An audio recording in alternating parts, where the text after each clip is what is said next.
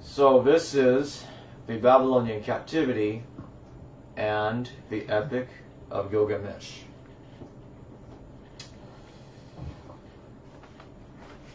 So the Babylonian Captivity happened in the 6th century BCE. Now what is interesting about this is, in that same time period, the Epic of Gilgamesh was still being well venerated throughout Babylon. And within it, it contains a flood myth in which Gilgamesh meets Utnapishtim, which was the man that was warned by Ea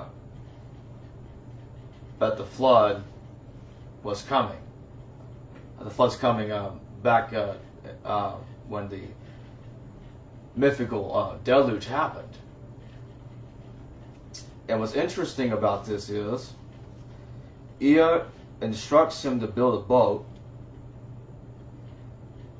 just like the God in Genesis told Noah to build a boat. Now, what we see here is that in regards to who started the flood, it says the gods Anu, Enlil, Ninurta, Ea, and Enuga met in council and decided to bring a flood to destroy the city, which was the city that Utnapishtim resided.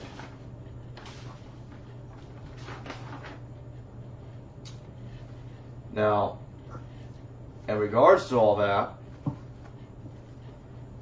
Ea did not want to see the people there drown. So that's why he warned Utnapishtim that the flood is coming. Now, it seems like the flood starters and Ea were combined into one god. So that you have one god playing the role of both sides of the situation. And that's why God, the biblical God, the God of Genesis, is the one that warns man about the flood and is the one that starts it at the same time. Because they were taking in the stories that were being venerated in Babylon, and then that is they took that and they made the book of Genesis, essentially. The flood in Genesis, but not just the flood in Genesis, but in the Enmerkar and the Lord of Areta, one of the Sumerian texts,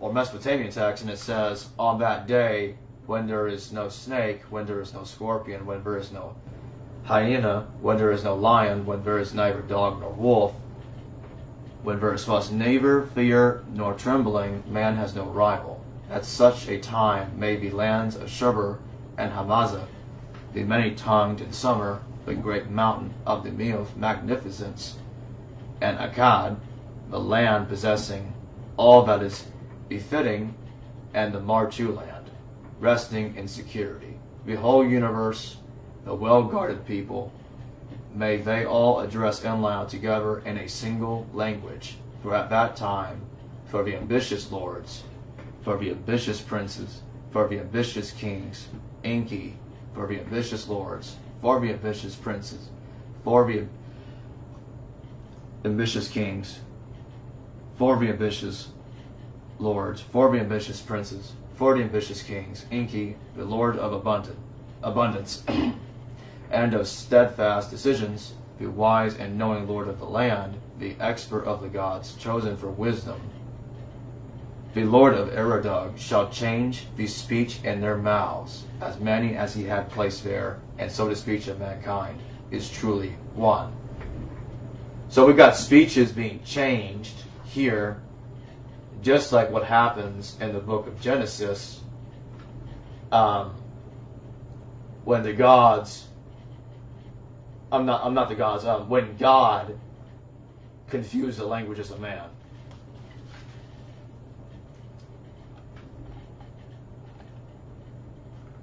So, what do you think about all this? I like what you just said right now when you said that God came to confuse the language of man. I just wonder, like, what was his purpose of doing that, though? It seems like to divide. To divide. To divide and conquer? Yeah, you could put it that way, yeah.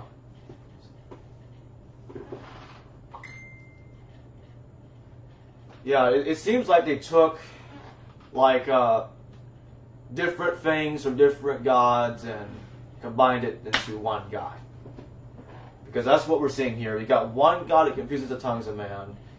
Now, Enki and Ea are said to be the same God. They're supposed to be the same God in the Mesopotamian text.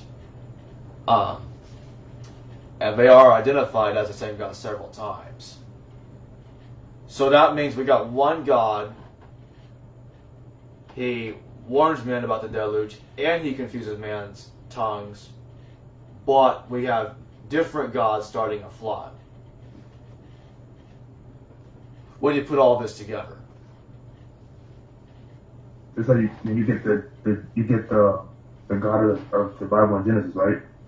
Yeah, if you put all that together into one God, yeah, you're gonna get the God of Genesis. Now that makes sense. Yeah.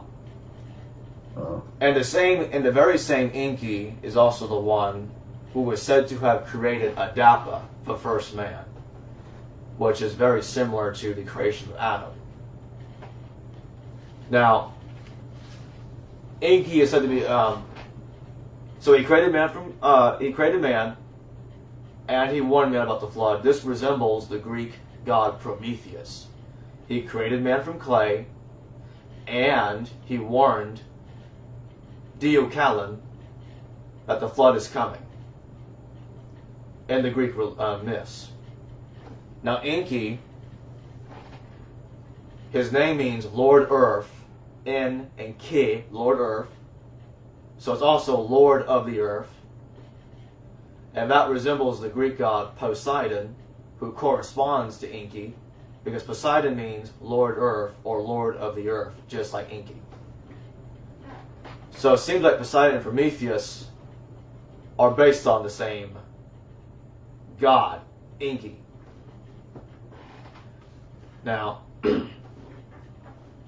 I think it's interesting because it shows that it is the same story.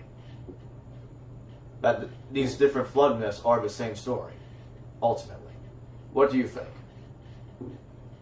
I think you can see the correlation in the flood myths based on the different gods that are in the flood myths that correlate to God of Genesis.